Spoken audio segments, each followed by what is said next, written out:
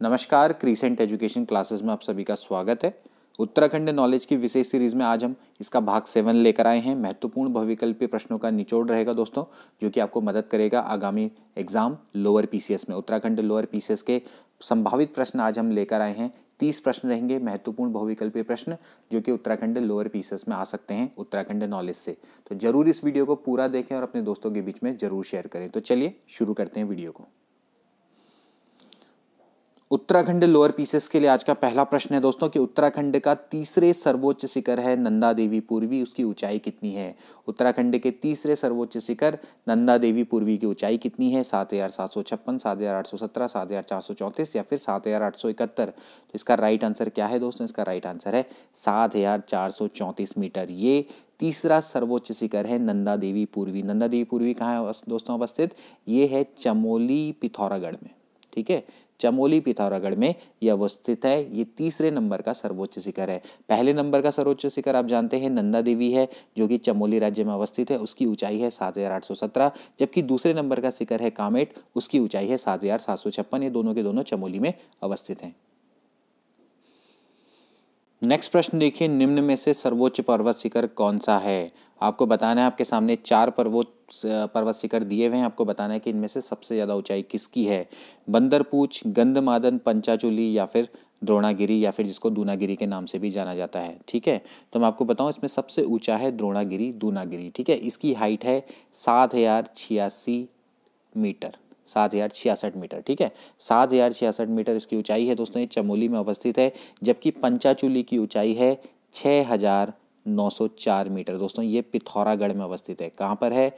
पिथौरागढ़ में अवस्थित है। अभी अभी हाल में ही इससे रिलेटेड प्रश्न भी आया था। ठीक है, बात करते हैं गंधमादन की, तो दोस्तों ये है 6,984 मीटर की ऊंचाई वाला पर्वत, जो कि चमोली जिले में अवस्थित है। कहाँ पर है? चमोली जिले में अवस्थित है। ठीक है, और इसके बाद बात करते हैं बंदरपूछ की, तो बंदरपूछ पर्वत दोस्तों ये उत्तरकाशी में अवस्थित है। 6,320 मीटर की इसकी ऊंचाई है। ये कहाँ पर है? उत्तरकाशी में। ठीक हो गया, तो द्रोणागिरी चमोली, ठीक है, पंचाचूली पिथौरागढ़, गंधमादन चमोली, जबकि बंदरपूछ उत्तरकाशी। और सबसे ज़्यादा ऊंचाई का इसमें है 7,066 मीटर की ऊंचाई द्रोणागिरी, दूनागिरी, जो कि चमोली में अवस्थित है। नेक्स्ट क्वेश्चन देखिए दोस्तों, सर्वाधिक वर्षा वाला क्षेत्र है, यानी कि सर्वाधिक औसत वार्षिक वर्षा वाला क्षेत्र कौन सा है। नैनीताल, मसूरी, राजपुर, नरेंद्र नगर। ठीक है, वैसे देखिए दोस्तों, इसका राइट आंसर होगा नरेंद्र नगर। लेकिन मैं आपको बताऊं, थोड़ा सा मैं आपको यहाँ पर एक चीज़ क्लियर कर दूं कि अगर आप परीक्षा वाणी का अद्यतन देखेंगे पार्ट, तो उसमें आपको राजपुर दिखाई देगा। ठीक है, तो राजपुर अगर परीक्षा वाणी का अद्यतन पार्ट मानते हैं तो उसके अनुसार राजपुर होना चाहिए। लेकिन अभी तक आपने पढ़ा होगा कि नरेंद्र नगर होता है। ठीक है, वहां पर दिया हुआ है कि भाई जो राजपुर है, राजपुर में 318.5 सेंटीमीटर औसत वार्षिक वर्षा होती है। ठीक है, जबकि नरेंद्र नगर में 318 सेंटीमीटर होती है, जो कि हमारी पुरानी परीक्षा वाणी में दिया गया है। ठीक है, इसके अलावा देखिए दूसरा तो मसूरी ही माना जाता था, जो कि आपका 242.5 सेंटीमीटर, जहां पर औसत वार्षिक वर्षा होती है। ठीक है, तो अब ये आप पर है कि आप इसका राइट आंसर क्या देंगे। देखिए, मेरा ये मानना है कि अगर ऑप्शन में राजपुर नहीं है तो फिर आप नरेंद्र नगर ही मानिए कि जो उत्तराखंड का सर्वाधिक औसत वार्षिक वर्षा वाला क्षेत्र है। लेकिन अगर राजपुर अगर ऑप्शन में आता है तो कहीं ना कहीं आपको राजपुर पर ही टिक मारना चाहिए, क्योंकि राजपुर अगर आ रहा है ऑप्शन में तो इसका मतलब ये है कि वो अभी लेटेस्ट रहा होगा। ठीक है, लेकिन एक बार फिर भी आप अपने स्तर पर इसको जरूर कंफर्म करें। ठीक है, नरेंद्र नगर कहाँ पर है? टिहरी गढ़वाल में है। राजपुर देहरादून के अंतर्गत है। मसूरी भी देहरादून में। बाकी नैनीताल तो आप जानते हैं जिला है। ठीक है, तो इसको आप जरूर देखिएगा। ठीक है, आगे बढ़ते हैं। राज्य का सर्वाधिक तीव्रता 9.0 रिक्टर स्केल वाला भूकंप बद्रीनाथ में किस वर्ष में आया था। ठीक है, तो आज के प्रश्न थोड़ा सा अच्छे रहेंगे। देखिए क्या क्या ऑप्शन है। 22 मई 1803, इसके बाद 1 सितंबर 1803, 2 सितंबर 1804 या फिर 1 सितंबर 1804। ठीक है, 1 सितंबर मतलब कि ऑप्शन भी बड़े तगड़े वाले हैं। तो राज्य में सर्वाधिक तीव्रता 9.0 रिक्टर स्केल वाला भूकंप बद्रीनाथ में आया था। पहले तो आपका ये प्रश्न बन गया। ठीक है, और ये मतलब कब आया था ये आपको बताना है। ठीक है, तो सर्वाधिक तीव्रता वाला जो स्केल का जो भूकंप है दोस्तों, ये आया था 1 सितंबर 1803 में। ठीक है, कब आया था? 1 सितंबर 1803 में, जो कि बद्रीनाथ में आया था और इसका स्केल है 9.0। ठीक है, 9.0 रिक्टर स्केल का भूकंप का आया था। ठीक है, 22 मई 1803 को क्या आया था? उत्तरकाशी में भूकंप आया था, जो कि 6.0 स्केल का था। ठीक है, तो 1 सितंबर 1803 में क्या आया था? बद्रीनाथ में भूकंप आया था, जो कि 9.0 स्केल का था। ठीक है, आगे बढ़ते हैं। तेलंगाना बनने के बाद क्षेत्रफल की दृष्टि से उत्तराखंड का भारत में कौन से नंबर का क्रम है या फिर कौन से नंबर का राज्य है? ठीक है, तो भाई तेलंगाना जब बना तो उत्तराखंड का जो क्रम है वो क्षेत्रफल की दृष्टि से दोस्तों क्या हो गया? 19वां। ठीक है, तो अब देखा जाए तो क्षेत्रफल की दृष्टि से भारत के 19वें नंबर का राज्य है तेलंगाना बनने के बाद। ठीक है,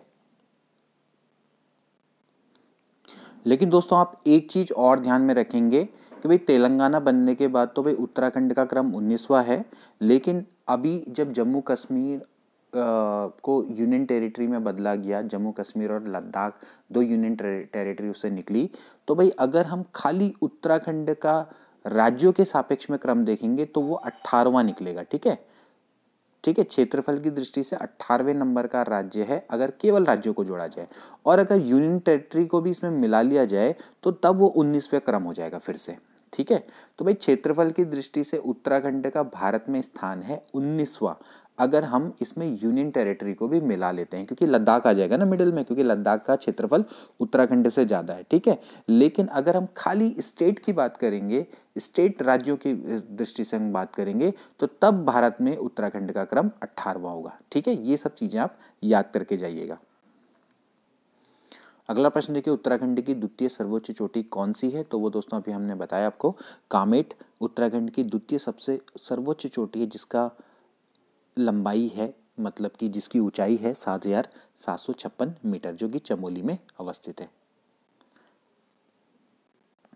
नेक्स्ट प्रश्न देखिए, निम्न में से किस स्थान पर भूकंप मापी यानी कि सिस्मिक स्टेशन नहीं है? अच्छा प्रश्न है। देखिए दोस्तों कि भूकंप की तीव्रता के मापन के लिए राज्य में 3 जगहों पर भूकंप मापी स्टेशन बनाए गए हैं या स्थापित किए गए हैं। ये हैं देहरादून, टिहरी और गरुड़गंगा, जो कि चमोली में अवस्थित है। तो नैनीताल में नहीं है, तो सी वाला ऑप्शन इसका करेक्ट हो जाएगा। नेक्स्ट प्रश्न देखिए, निम्न में से सबसे कम वर्षा वाला क्षेत्र है? सबसे कम वर्षा वाला क्षेत्र आपको दोस्तों बताना है। देखिए अल्मोड़ा में होती है दोस्तों 104 सेंटीमीटर वर्षा। ठीक है, जबकि पिथौरागढ़ में होती है 122 सेंटीमीटर, श्रीनगर में होती है 93, जबकि टिहरी में होती है 98। ठीक हो गया, तो भाई सबसे कम वर्षा वाला क्षेत्र कौन है? श्रीनगर। नेक्स्ट प्रश्न देखिए, गुन्नी पर्वत किन जिलों में अवस्थित है? चमोली पिथौरागढ़, चमोली उत्तरकाशी, या फिर रुद्रप्रयाग उत्तरकाशी, या फिर टिहरी रुद्रप्रयाग? तो इसका राइट आंसर क्या होना चाहिए? आप सोच के बताइए, सोचिए दिमाग में, गुन्नी पर्वत कहाँ पर अवस्थित होगा? गुन्नी पर्वत कहाँ पर अवस्थित है? चमोली पिथौरागढ़ में अवस्थित है। ठीक है, गुन्नी पर्वत चमोली पिथौरागढ़ में अवस्थित है दोस्तों। 6,180 मीटर की इसकी ऊंचाई है चमोली पिथौरागढ़ में गुन्नी पर्वत। नेक्स्ट प्रश्न देखिए, किस पर्वत की ऊंचाई निम्न पर्वतों में सबसे कम है? अच्छा प्रश्न है। जेलंग पर्वत, गौरी पर्वत, नर पर्वत, या फिर गुन्नी पर्वत? ठीक है, अभी गुन्नी पर्वत की मैंने आपको ऊंचाई बताई थी, कितनी थी? 6,180 मीटर की इसकी ऊंचाई है, चमोली पिथौरागढ़ में ये अवस्थित है। ठीक है, बात करते हैं नर पर्वत की। नर और नारायण पर्वत दोस्तों ये कहाँ पर है? चमोली में अवस्थित है। 5,831 मीटर की इसकी ऊंचाई है। कहाँ पर अवस्थित है? चमोली पर्वत। ठीक है, नर और नारायण पर्वत के बीच में कौन है? बद्रीनाथ। ठीक है, इसके बाद बात करते हैं गौरी पर्वत की। तो दोस्तों इसकी ऊंचाई है 6,250 मीटर। ठीक है, गौरी पर्वत कहाँ पर है दोस्तों? ये भी चमोली में अवस्थित है। बात करते हैं जेलंग पर्वत की। तो जेलंग पर्वत की ऊंचाई है 5,831 मीटर और ये है उत्तरकाशी में अवस्थित। ठीक है, उत्तरकाशी में अवस्थित है जेलंग पर्वत। तो आप देख सकते हैं यहाँ पर जो सबसे कम ऊंचाई है वो है नर पर्वत की। ठीक है, और नर पर्वत कहाँ पर है? चमोली में अवस्थित है। अगला प्रश्न देखिए, आपको सही सुमेलित करना है। आपके सामने पर्वत दिए हैं, उनकी ऊंचाई को आपने सुमेलित करना है। देखिए सबसे पहले आता है बद्रीनाथ। बद्रीनाथ कहाँ पर अवस्थित है दोस्तों?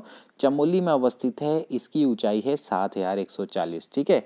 इसके बाद त्रिशूल। त्रिशूल की ऊंचाई है 7120, ये भी चमोली में अवस्थित है। इसके बाद आता है संतोपत, जहाँ से अलकनंदा का उद्गम होता है, तो संतोपत की है 7084 मीटर, ये भी दोस्तों कहाँ पर अवस्थित है? चमोली में अवस्थित है। इसके बाद आता है गंगोत्री, ठीक है। गंगोत्री के गोमुख से भागीरथी नदी का उद्गम होता है, ठीक है ना, जो कि आगे जाके क्या बन जाती है? गंगा बन जाती है देवप्रयाग में, ठीक है। तो इसकी ऊंचाई है 6672, और जो गंगोत्री है वो कहाँ पर है? उत्तरकाशी में अवस्थित है। तो इस तरह से देखा जाए तो क्या बनेगा भाई? ये बनेगा 4 3 1 2, है ना, ये तो बनेगा 4 3 1 2, ठीक। तो 4 3 1 2 करके इसका बनेगा, तो यानी कि 4 3 1 2, यानी कि डी वाला ऑप्शन इसका करेक्ट है। नेक्स्ट प्रश्न देखिए, पश्चिमी धौली व गौरी गंगा के बीच में कौन सा पर्वत है? पश्चिमी धौली और गौरी गंगा के बीच में कौन सा पर्वत है आपको बताना है। पंचाचूली पर्वत, कामेट पर्वत, गौरी पर्वत या फिर नंदाकोट पर्वत। तो दोस्तों इसका राइट आंसर है पंचाचूली पर्वत। अभी हमने आपको पंचाचूली पर्वत के बारे में बताया था भाई। पंचाचूली पर्वत, इससे रिलेटेड प्रश्न अभी हाल में ही वीडियो परीक्षा में पूछा भी गया था। इसकी ऊंचाई पूछी गई थी 6904 मीटर, ठीक है। और ये कहाँ पर अवस्थित है? पिथौरागढ़ में अवस्थित है। नेक्स्ट प्रश्न देखिए, बंदरपूछ पर्वत चोटी किस जिले में अवस्थित है? अभी मैंने आपको बता दिया इसके बारे में कि भाई जो बंदरपूछ चोटी है वो कहाँ पर अवस्थित है दोस्तों? ये उत्तरकाशी में अवस्थित है, ठीक है। तो बंदरपूछ कहाँ पर है? उत्तरकाशी में अवस्थित है, यानी कि बी वाला ऑप्शन इसका करेक्ट है, ठीक है। इसकी ऊंचाई कितनी मैंने अभी आपको बताई? 6320 मीटर। दोस्तों अब आपको कौन सा सही सुमेलित है ये बताना है। इधर लेफ्ट साइड पर आपको पर्वत दिए हुए हैं, राइट साइड में किस जगह पर ये अवस्थित हैं ये दिया गया है। तो आपको बताना है कौन कहाँ पर सही मेल सुमेलित है, ठीक है। बात करते हैं सबसे पहले देवस्थान की। देवस्थान उत्तरकाशी में है? नहीं दोस्तों, ये चमोली में अवस्थित है, ठीक है। बात करते हैं नंदा घाट की, तो ये चमोली में अवस्थित है, बिल्कुल ये चमोली में अवस्थित है, यानी कि जो बी वाला ऑप्शन है आपका करेक्ट है कि जो नंदा घाट है दोस्तों ये चमोली में अवस्थित है, ठीक है। बात करते हैं जैलंगी की। अभी मैंने आपको बताया था कि जो जैलंग पर्वत है दोस्तों ये उत्तरकाशी में अवस्थित है, तो यहाँ पर क्या आना चाहिए? उत्तरकाशी आना चाहिए, ठीक है। जबकि बात करते हैं हाथी पर्वत की, तो हाथी पर्वत भी कहाँ पर अवस्थित है? चमोली में अवस्थित है। नेक्स्ट प्रश्न देखिए, जास्कर श्रेणी कहा जाता है? शिवालिक श्रेणी को, मध्य हिमालय श्रेणी को, वृहद हिमालय श्रेणी को या फिर ट्रांस हिमालय क्षेत्र को? तो किसको बोला जाता है दोस्तों? जास्कर श्रेणी बोला जाता है ट्रांस हिमालय क्षेत्र को, ठीक है। इसकी ऊंचाई होती है 2500 से 3500 मीटर तक की ऊंचाई, ठीक है। ये ऊंचाई तक का जो क्षेत्र है इसको क्या बोला जाता है? जैक्सर श्रेणी बोला जाता है, या जास्कर श्रेणी भी इसको कह सकते हैं, ठीक है। तो जैक्सर या जास्कर बोलिए, जो भी बोलेंगे। तो ट्रांस हिमालय क्षेत्र को बोला जाता है जास्कर श्रेणी। अगला प्रश्न देखिए, अल्पाइन जलवायु पाई जाती है। अल्पाइन जलवायु कहाँ पर पाई जाती है? 1800 से 3000 मीटर की ऊंचाई तक, 2500 से 3500 की मीटर की ऊंचाई तक, 3000 से 4200 मीटर की ऊंचाई तक, या फिर 4000 से 5000 मीटर की ऊंचाई तक, ठीक है। तो देखिए दोस्तों मैं आपको इसका राइट आंसर बता देता हूँ। इसका राइट आंसर है 3000 से 4200 मीटर की जो ऊंचाई है यहाँ पर दोस्तों एल्पाइन जलवायु पाई जाती है, ठीक है। देखिए 1800 से 3000 मीटर की ऊंचाई तक शीत शीतोष्ण जलवायु पाई जाती है, ठीक है। शीत शीतोष्ण जलवायु 1800 से 3000 मीटर की ऊंचाई तक, ठीक है। ये आप ध्यान में रखना, ठीक है। इसके अलावा जैसे अगर हम 2500 से 3000 मीटर ऊंचाई तक की बात करें तो यहाँ पर शीत शुष्क जलवायु पाई जाती है, ठीक है। जहाँ जो कि कौन सा क्षेत्र है? ट्रांस हिमालय क्षेत्र है, अभी जब जिसके बारे में हमने डिस्कस किया था, ठीक है। और 4000 से 5000 मीटर तक की अगर हम बात करें तो यहाँ पर हिमानी जलवायु पाई जाती है। जो 4200 मीटर से ऊपर तक का जो क्षेत्र होता है यहाँ पर हिमानी जलवायु पाई जाती है, ठीक है। तो ये आप थोड़ा सा कैटेगराइजेशन भी थोड़ा सा ध्यान रखना कि जो ये एसी खरकवाल हैं इन्होंने क्या किया था। एसी खरकवाल है, इन्होंने ऊंचाई, ताप और वनस्पतियों के अनुसार राज्य को 6 जलवायु क्षेत्रों में बांटा था, और जो 6 जलवायु क्षेत्र हैं इनको आप जरूर से पढ़ के जाएं, ठीक है। तो ऊंचाई के आधार पर जलवायु का विभाजन किया गया है, किसके द्वारा किया गया है? एससी खरकवाल के द्वारा, ठीक है। अगला प्रश्न देखिए, चमोली में 6.8 रिक्टर स्केल का भूकंप आया था, ठीक है। चमोली में 6.8 रिक्टर स्केल का भूकंप कब आया था, ठीक है। तो ये भी काफी इंपॉर्टेंट प्रश्न है दोस्तों। 29 मार्च 1999, 29 मार्च 1998, 25 मार्च 1998 या फिर 25 अप्रैल 1999? इसका राइट आंसर है 29 मार्च 1999 को जो चमोली है दोस्तों, यहाँ पर 6.8 रिक्टर स्केल का भूकंप आया था, जो कि सबसे हाईएस्ट था, ठीक है, उस समय का। तो सबसे हाईएस्ट 29 मार्च 1999 को 6.8 रिक्टर स्केल का। अगला प्रश्न देखिए, पूर्वी रामगंगा का उद्गम स्थल है। पूर्वी रामगंगा कहाँ से निकलती है? दूधातोली, पॉन्टिंग हिमनद, मिलम हिमनद या फिर व्यास घाटी, ठीक है। कहाँ से निकलती है? तो इसका राइट आंसर है दोस्तों, इसका राइट आंसर है पॉन्टिंग हिमनद, ठीक है। पॉन्टिंग हिमनद कहाँ पर है दोस्तों? ये पिथौरागढ़ में अवस्थित है, ठीक है। तो जो पूर्वी रामगंगा है वो पॉन्टिंग हिमनद से निकलती है। दूधातोली से कौन निकलती है? पश्चिमी रामगंगा, ठीक है। इसके अलावा मिलम से कौन सी निकलती है? गौरी गंगा, ठीक है। नेक्स्ट प्रश्न देखिए, गिरिताल अवस्थित है। गिरिताल कहाँ पर अवस्थित है? चंपावत, पौड़ी, बागेश्वर या फिर उधम सिंह नगर? तो गिरिताल, गिरिताल दोस्तों कहाँ पर अवस्थित है? ये है उधम सिंह नगर, काशीपुर में अवस्थित। नेक्स्ट प्रश्न देखिए, सोनधारा किसकी सहायक नदी है? अच्छा प्रश्न है। काली नदी, अलकनंदा, भागीरथी या फिर यमुना? तो सोनधारा दोस्तों किसकी सहायक नदी है? दोस्तों ये अलकनंदा की सहायक नदी है, ठीक है। जो सोनधारा है ये भी अलकनंदा की सहायक नदी है। जैसे सोनधारा, वसुधारा, कंचनगंगा, क्षीरगंगा, ठीक है, ये सब दोस्तों अलकनंदा की सहायक नदियां हैं, ठीक है। आप इसको याद रखिएगा। इस तरह से रुद्रगंगा भी। तो ये सब प्रश्न पूछे जा सकते हैं परीक्षाओं में, ठीक है। अगला प्रश्न देखिए, अप्सरा ताल या अछरिया ताल किस जिले में अवस्थित है? ठीक है, अप्सरा ताल या फिर अछरिया ताल। आगे के ऑप्शन देख लेते हैं, टिहरी में, पौड़ी में, रुद्रप्रयाग में या फिर चमोली में?